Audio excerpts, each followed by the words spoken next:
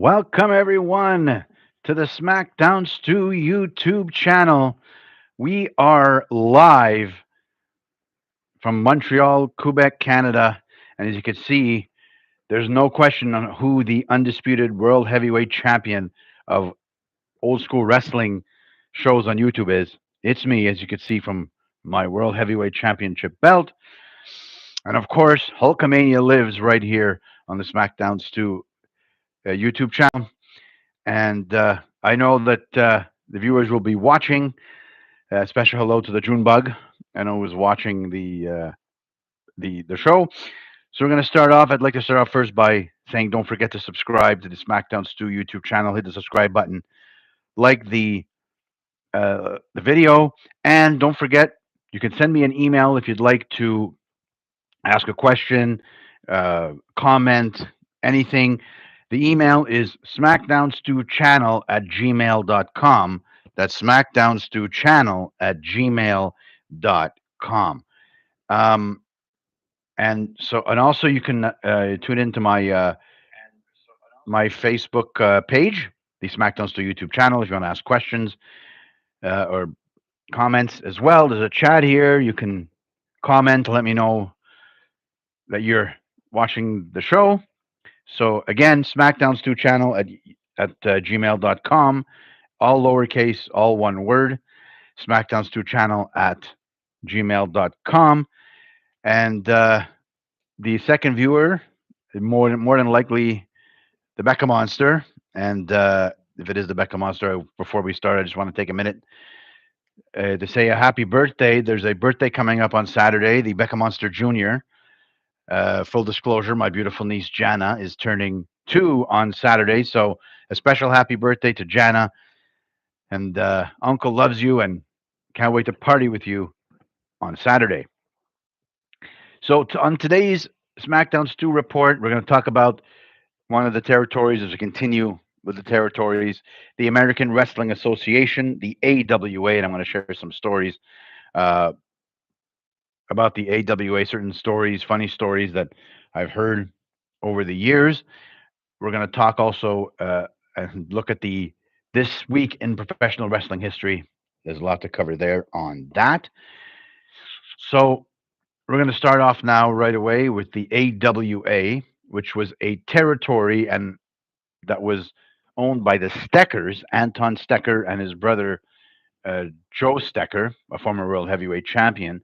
What happened was uh, there was when Stecker passed away, one of the Steckers, and the control of promotion was passed to Wally Carbo and his son Dennis, and then eventually Dennis sold his shares to Vern Gagne, who was a who wanted to be an NWA World Champion, the great Vern Gagne, but he was always pushed back. He wanted to be the NWA World Heavyweight Champion, but there was politics, like we had heard in a previous podcast, that one promotion wanted one Luthez as the champion. The Chicago promotion wanted Vern Gagne as their champion because they felt that they didn't want they wanted control of the champion.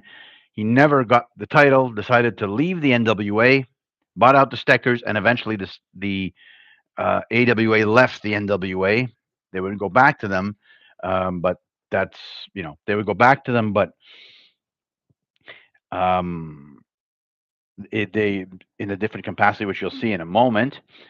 So under Gagne and Carbo, the AWA became one of the most successful and expansive rather single territories in North America, promoting shows in such major cities as Minneapolis, St. Paul, Milwaukee, Chicago, Omaha, Nebraska, Winnipeg, Denver, Colorado, Salt Lake City, Las Vegas, San Francisco, Phoenix, and throughout the Midwest region. Relationships were also developed with existing promoters and promotions in Houston, Memphis, and San Antonio. Now, Gagne's westward expansion into traditional NWA territories was made possible due to relationship and business partnerships he forged, but technically he did leave the NWA. And he was, of course, the champion. When you start a promotion, you who do you actually want to name somebody you trust as your first champion, and your first champion. So you're going to name yourself. Eventually, when he retired, he dropped the belt to Nick Bockwinkel. Nick Bockwinkel was, kind of the pretty boy like Buddy Rogers, and he was, he had Bobby the Brain Heenan as his manager. At that time, he called himself Bobby the Brilliant One Heenan. There was a stable with Nick Bockwinkel and Ray Stevens and Bobby Duncombe Sr. So it was. It was the great day of wrestling then. And the AWA had talent.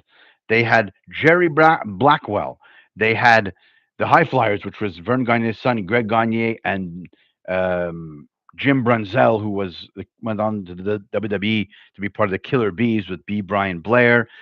Kurt Hennig um, also got a start there. Rick Martel, Scott Hall, the incredible Hulk Hogan. Yes, the immortal Hulk Hogan got his start in AWA, and I'll explain in a moment the controversy because AWA could have been big, but they dropped the ball, and I'll explain in a moment. They also had Jesse the Body Ventura, Adrian Adonis. The Road Warriors actually had a wrestle there. Sheik Adnan El Casey, who went on to become General Adnan with Sergeant Slaughter in the WWE. Even the Iron Sheik, whose real name is Khosrow Vadiri, actually um, wrestled there. It was a great territory. They had talent. They had Sergeant Slaughter. They had, they had a whole bunch of talent that and they could have been bigger than the World Wrestling Federation, but I will explain why that didn't happen in a moment. So now, what happened? And I'm going to share a story now because another talent that was there was from my hometown of Montreal, Quebec, Canada, Mad Dog Vachon. Mad Dog Vachon was a talent there. He feuded with Nick Bockwinkel, with Jerry Blackwell. And there's a story that I always laugh when when I hear it being told. It was the time when Mad Dog Vachon was crazy, I am the Mad Dog. He there, there's a story of how he opened the door on a plane while the plane was flying to a city. So the story goes like this. So the AW had a plane and they were flying to different cities and different territories. And so this particular night they were flying. I don't remember which city. And Mad Dog is on the plane. There was Nick Bockwinkel was the co-pilot. Greg Gagne was there. Jim Brunzell, Adrian Adonis, and Mad Dog was 50 years old at the time. And he has his bones were hurting him. He getting to the end of his career, and they're playing bridge, and all of a sudden Adrian Adonis gave him this quaalude, I guess, to calm him down or to ease his pain. Yes, I'm talking about the Bill Cosby quaalude. Anyway, so so he's playing bridge, and Greg Gagne is the one who told this story. He's playing bridge, and you never know with Mad Dog what he's going to say. So all of a sudden, he said to Greg Gagne, "Greg, I want you to do a favor for me. I need to wrestle early in the card. I'm going to have dinner with my in-laws in the city we are wrestling in. I need to get out of there early." So Greg Gagne says, "Okay, let me talk to the booker when we get to the arena, and we'll see." So they get to the arena, and Greg Gagne says to Mad Dog, "Okay, you could wrestle. You're the second on the card." He says, "Good, thank you very much." So Mad Dog is sitting there, and he had this quaalude. Then he drank a pint of whiskey. Normally he drinks that for the cage matches, but on this night, I guess his joints were killing him. He had a pint of whiskey, and what they do in usually is they bring a cooler of beer, like a case of beer, in each locker room, the heels and the face locker room, so that the wrestlers can have a beer after the match. So Bad Dog's sitting there and he's drinking beer, and he goes out for his match, comes back in 2 minutes. Poor kid that he wrestled, he beat the heck out of him. Sits down again, having some more beers, and he goes to take a shower, comes out, sits down again, still having beers. Greg Gagne says to him, "Weren't you supposed to go have supper with your in-laws?" I'll go when I want to go. So I said, "All right." Greg Gagne and Jim Brunzell, the High Flyers, went out for their match. Come back 45 minutes later, the case of beer, all the beers are gone. They're like, "What the heck is going on here?" So the next scene is they're waiting at the airport because they got to fly. They're flying to the next territory, and they're waiting. And there's no Mad Dog. They're waiting on the runway, and all of a sudden, a taxi comes, and Joe Osanowski comes out, and there's a Mad Dog come out, and he's got barbecue sauce on his face. He's stumbling. So Greg says to Osanowski, "What happened?" He says, "Well, he drank that all that beer in the locker room. Then he went to have dinner with his in-laws, and he drank wine. Then on the way here, he wanted to stop at the liquor store and get more alcohol. So I gave him a puff of a joint to calm him down. And this guy is 50 years old. He's never done that before. So they get him on the plane, and they have to sit him in the back, and he's pissed because he can't play bridge. He said, I want to sit up there. So um, So, but they keep him down there. They're flying and they're playing cribbage and cribbage or bridge or whatever.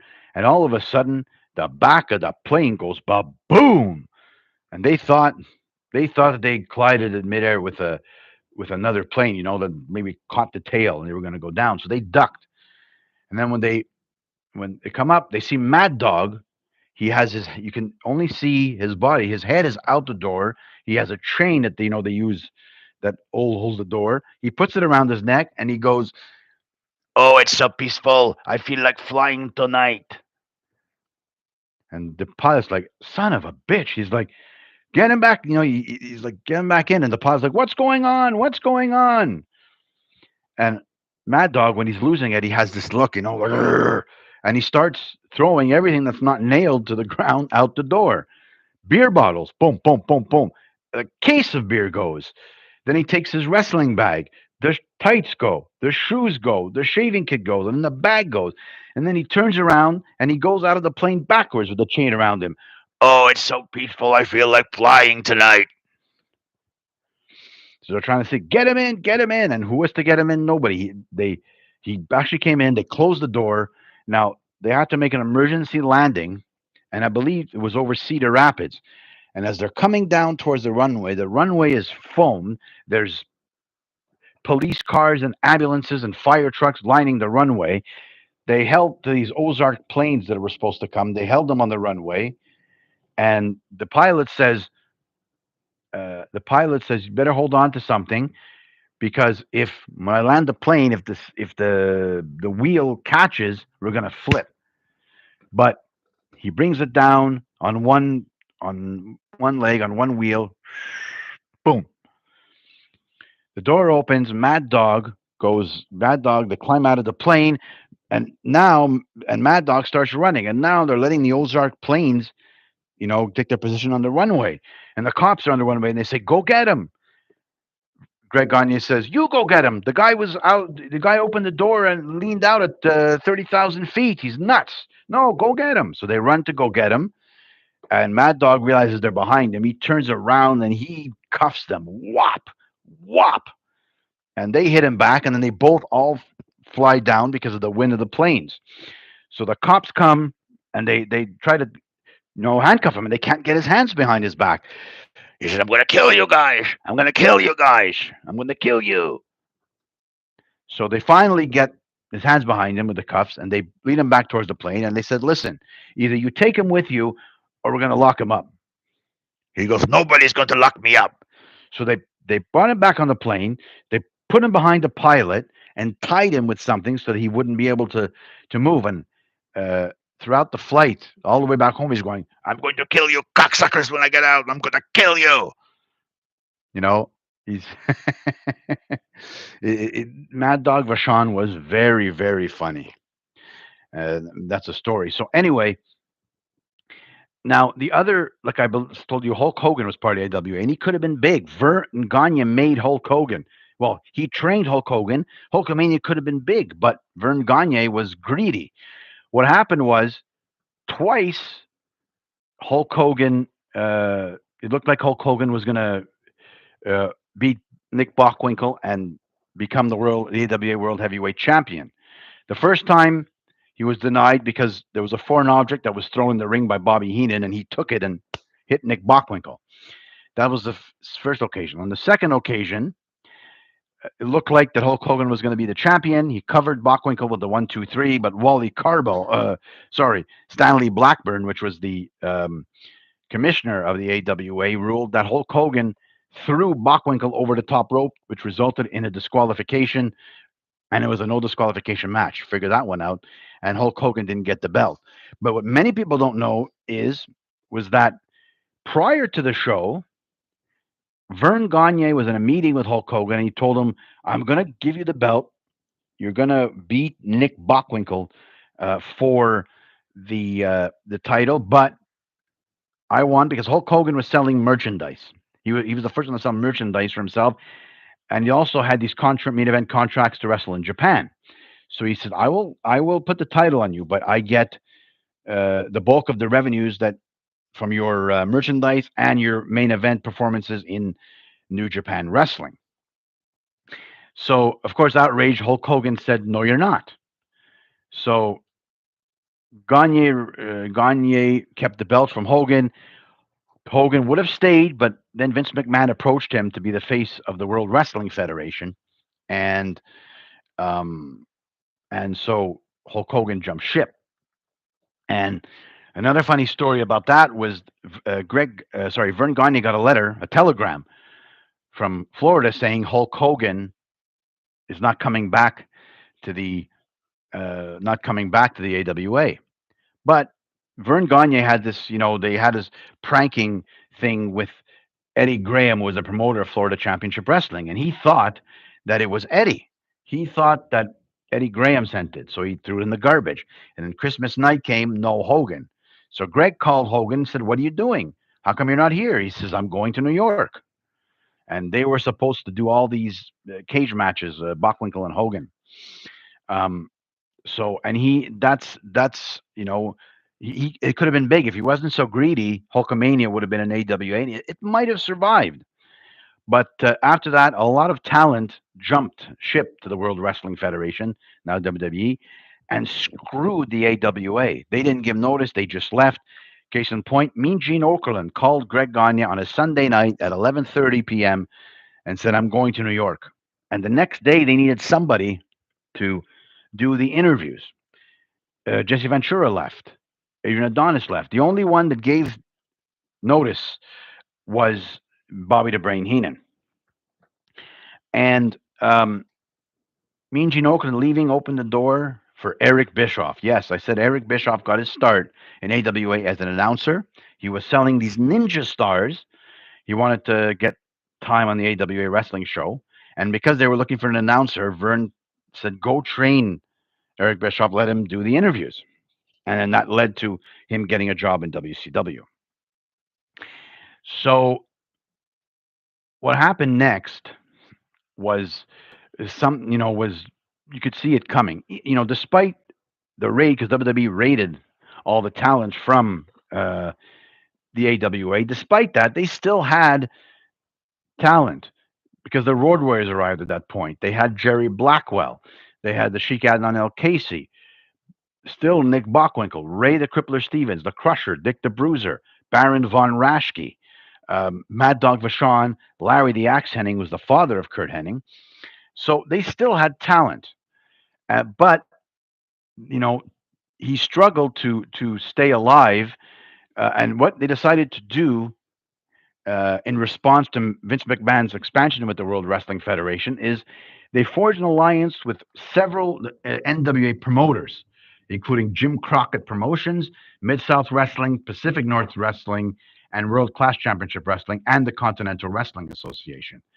The new promotion was known as Pro Wrestling USA, and they had these different shows, Super Clash and Wrestle Rock, but that didn't last very long because then different promoters accused um, each other of stealing talent. There was a story where Vern Gagne accused David Crockett of trying to sign AWA talent over to the NWA backstage. So that didn't that was a mess, and it went down from there. He did try and make a comeback, but that didn't work, and eventually he had to sell the promotion because he would have lost his farm. He would train these wrestlers on a farm in Chanhassen, Minnesota, and this farm that was hard. And but his motto was, "You have to know how to fall." When he was teaching the wrestlers how to fall, because if you don't know how to fall, you'll get hurt, and if you're hurt, you can't wrestle, and if you can't wrestle, you don't eat. So and other talents that Gagne still managed to find and develop, who end up going elsewhere, was Scott Hall, the Midnight Rockers for Shawn Michaels and Marty Jannetty, Bull Power Leon White, who became Big Van Vader, the Nasty Boys, and Medusa Miceli during that time frame. And after that, he put the title on so many people: Rick Martel, Kurt Hennig. It just didn't, because WWE, WWF was more exciting. They had they had an event with Kerry Von Erich. That didn't work too well. Even with Jerry Lawler didn't work too well. And one thing that made him the laughing stock was when Stan the Lariat Hansen actually um, was given the AWA title. He went to Japan, and Vern Gagne was annoyed that he went to Japan. Asked him to come to send the title back. And what did Hansen do? He did send the title back, but he ran over the belt with his truck, so there was an indent in the AWA World Heavyweight title. But that did shape um, wrestling, and um, it shaped wrestling because but it's a shame because he trained and molded wrestlers, and which could have been big. He could have been competition to both the AWA and the NWA and or WCW and WWF, now WWE. But he had a his sense of wrestling was different. He was more to the old school kind of wrestling, and you know he would have been big had Hulk Hogan stayed there. But Vince McMahon was too much of a visionary. He was the man. He saw what wrestling could be and put all the other promotions out of business. So that was the legacy of the AWA. Of course, Vern Gagne was inducted into WWE Hall of Fame, so that was a respect from Vince McMahon. And so that's the AWA territory. And so now what we're going to do this week in professional wrestling history. I also got a question, and I'll tell you mine at the end. I'd like to know, and you can send me an email to SmackDown Stew Channel at gmail.com, or you can comment here right now or comment on the Facebook page. What was the first house show that you ever been to? The WWE house show locally. I will share mine in a moment. Um, so that's the question. You can also any other comments or questions you want, but I'd like to know the first house show you went to, and I will share your emails and comments either on this show if we have time, if it gets in, or on the next SmackDown Store report next week. So now we're going to go with this week in professional wrestling history. In 1957 in Chicago, Illinois, Edward Carpentier of Montreal, Quebec, Canada, won the NWA World Heavyweight Championship after defeating Lou Thesz 2-1 in the best of three falls match. Carpentier was awarded the title when Thesz couldn't continue the match due to a back injury. In some territories, Thesz continued to be recognized as the NWA World Heavyweight Champion, while others recognized Carpentier as the NWA World Heavyweight Champion. This week in history, in 1982, High Chief Peter Maivia, the grandfather of Dwayne The Rock Johnson, passed away at age of only 45 after a long cancer battle. In 1983, for the first time in 631 days, the NWA World Heavyweight Championship changed hands when Harley Race defeated Ric Flair in a 2 out of 3 falls match in St. Louis, Missouri. Ray scored 2 falls to Flair's 1. In 1989, the NWA um, Clash of the Champions 7, Guts and Glory, was held at the Ritz Epps Fitness Center in Fort Bragg, North Carolina. And on the show, of course, well, that's what it was held. The Fabulous Freebirds, Jimmy Garvin and Michael Hayes defeated the Midnight Express of Bobby Eaton and Sweet Stan Lane to win the vacant NWA World Tag Team Championship belts. And Ricky Steamboat defeated Terry Funk by disqualification. After the match, Luger ran into the ring and attacked Steamboat with a steel chair. In 1987, the final of the tournament to crown the first ever IWGP champion was held in Tokyo, Japan. NWGP founder Antonio Inoki defeated Masa Saito to win the title. His reign would last 325 days, but would be the only time he would ever hold that title. In 1991, Conan became the first ever CMLL World Heavyweight Champion with a victory over Cien Serras in a tournament final in Mexico City, Mexico. In 1992, WCW Clash of the Champions for that year, which was the NWA World Tag Team Title Tournament, was held in Charleston, South Carolina. The show was the first round of the tournament to crown the new NWA Tag Team Champions, and would air on. The main event was the first match in the quarterfinals, in which Dr. Death Steve Williams, and Terry Gordy defeated the Steiner brothers. In 1993, at a house at a house show in Columbus, Ohio, the Steiner brothers, Rick and Scott Steiner, um, won the WWF tag titles after beating Money Inc. They would lose the titles back to Money Inc. 2 days later, but then win them back again 3 days after that. And that's when, because at house shows, they were not known for title drops at the house shows. So that was pretty big. In 1993, like we mentioned last week, WWE presented the first ever King of the Ring pay per view from the Nutter Center in Daytona, Ohio. The centerpiece of the show was an 8-man tournament to crown the King of the Ring. After 3 classic matches against Razor Ramon, Mr. Perfect, and Bam Bam Bigelow, Bret the Hitman Hart was declared the winner, though his crowning ceremony was ruined by Jerry the King Lawler, who attacked Hart and began an on and off rivalry for the last that would last for a number of years. The other major happening on the show was Yokozuna defeated Hulk Hogan for the WWE Championship in what would be Hogan's last televised bout in the World Wrestling Federation, now WWE, until 2002. In 1994, the WWE held its first Hall of Fame induction ceremony from the Omni Inner Harbor International Hotel in Baltimore, Maryland. The induction class included Chief Jay Strongbow, Classy Freddie Blassie, Arnold Scollin, Gorilla Monsoon, Bobo Brazil, and James Dudley and Buddy Rogers. In 1996, Scott Hall unveiled his big surprise on Monday Nitro when Kevin Nash returned to the promotion. Previously working for WCW, he worked as Vinny Vegas and then Oz. Nash had left for the WWF, and in 1993, and found significant stardom as Diesel. He returned alongside Scott Hall to kick off the historic NWO angle that ran for 4 years on and off. That was the start of the Outsiders. In 1998, at a taping of WWE Monday Night Raw in Austin, Texas, Edge made his in ring debut against Jose Estrada Jr.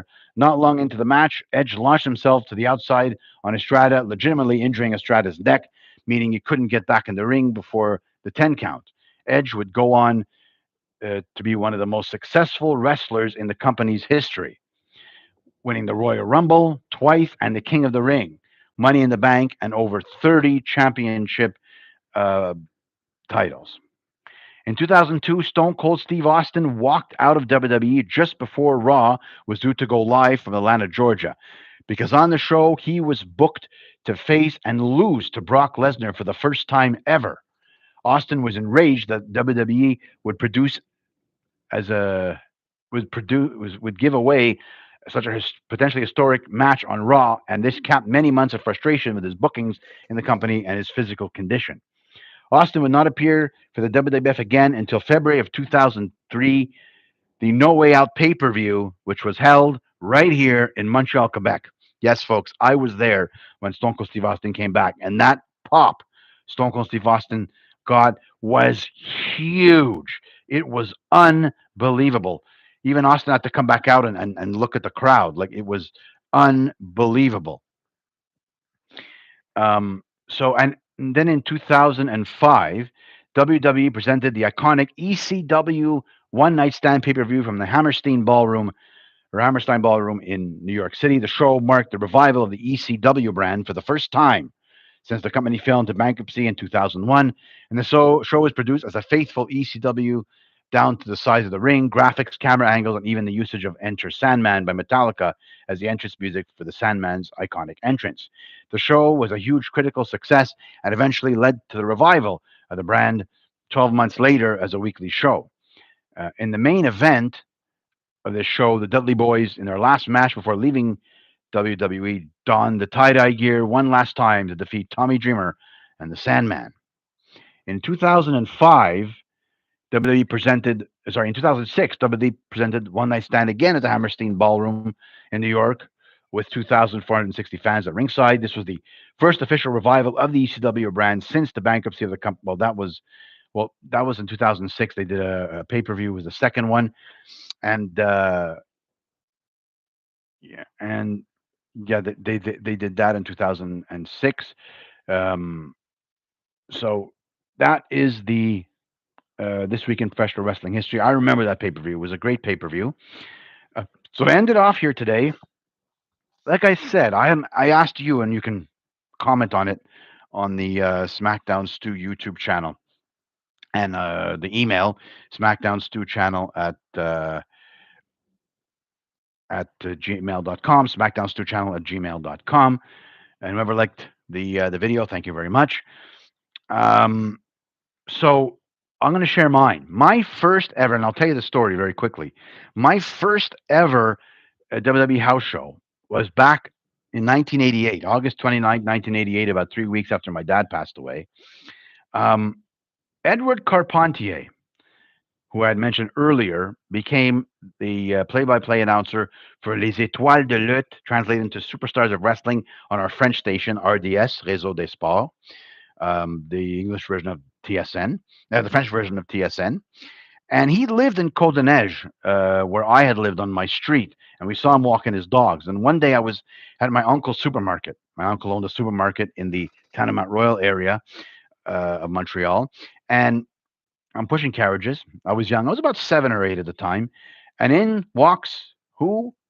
Edward Carpentier. I remember going up to him, talking to him in French, as a kid, introducing him to my uncle. And about a few weeks later, my father called and said, "Your friend Carpentier came in and brought you tickets to when they're coming to the forum in August." I was so excited. No, my mother did give me permission, and I went. And I remember two matches, but this is the card that was presented. The Big Boss Man defeated Coco Beware. Taylor defeated hometown wrestler Richard Charlon. They used to put um, sometimes local wrestlers in at the beginning of the matches. They had Sonny Warcloud at one point. Dino Bravo defeated world champion Macho Man Randy Savage via countout, and I remember that match. That's one of the matches I remember. Davey Boy Smith and the Dynamite Kid, the British Bulldogs, defeated Nikolai Volkov and Boris Zukov, the Bolsheviks. Ron Bass defeated Lanny Poffo. The Powers of Pain defeated Demolition via disqualification, and Andre the Giant defeated Jake the Snake Roberts. That was a match that I remember because I remember we were sitting just almost behind where the wrestlers would come out, a little bit above. And to see the massive size of Andre the Giant, it was unbelievable. He was just massive. It was, you couldn't understand and and and see the magnitude unless you experienced it live. He was massive. It was unbelievable. That was my first house show. Another notable house show that I went to, that I was at the first house show ever at the Molson Center, because in '94 they closed the Bell Center, or actually rather '96. I'm sorry, they closed the Bell Center, and sorry, they closed the Montreal Forum, and I was at the first event held at the new Molson Center, which is now the Bell Center, in which Owen Hart wrestled and lost, was defeated by Ray Rougeau in that boxing match. That was a great card too. The Undertaker was on that card. Mankind. I used to always go to the wrestlings. I used to always go, and there's a few times I went with the Becca Monster, and we'd get front row, maybe 2 or 3 rows behind. And Becca Monster was not shy like I was. She would go and up to the wrestlers and touch them and take pictures. You know, well, I was a little bit shy, but of course now I'm not shy. But that was the first house show I went to. So, what is your first house show you ever went to? Send me an email, smackdown stew channel at yahoo dot sorry smackdown stew channel at gmail.com. That's smackdown stew channel at gmail.com. You can also comment on the Facebook page at the Smackdown Stew YouTube channel on Facebook. So that is it for now. I will let you know. Stay tuned to the SmackDown Stew Facebook page, SmackDown Stew YouTube channel, Facebook page.